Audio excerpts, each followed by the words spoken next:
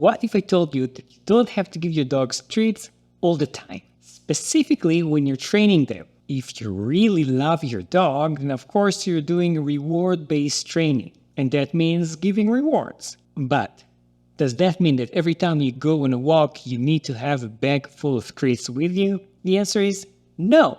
Well, kind of no. I'm Dr. Ryan, a veterinarian and a veterinary behavior residency graduate. Behavior is not a simple thing. So training has many different approaches, with treats, without treats, with rewards that aren't necessarily treats, and sadly, of course, with punishment.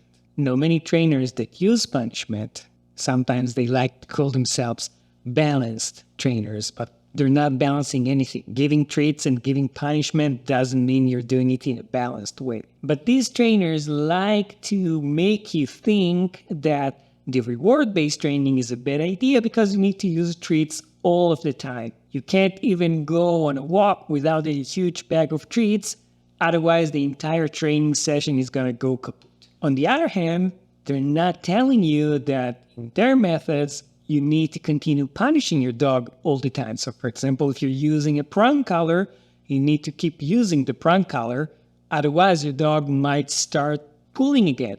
Well, actually, it's very likely that it was pulling with the prong collar anyways, but you can see that video if you want to learn about it. So how come you don't really need to use treats all the time?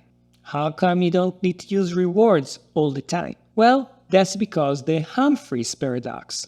When behaviorists were testing different kinds of rewards, different kinds of training, they found out that yes, at the beginning of the training, when you're doing reward-based training, you want to reward every single time that the animal is showing the appropriate behavior, when it's showing the behavior that you want it to continue doing.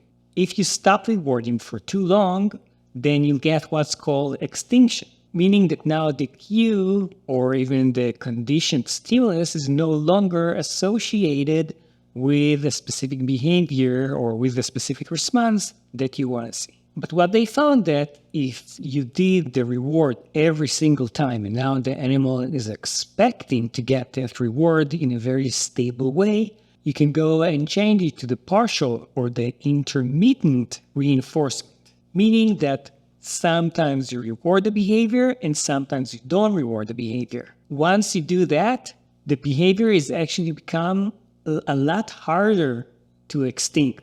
And it's a good thing when you're training, but it's a very bad thing if the animal learned the behavior by doing and it's actually doing something that you don't like to do.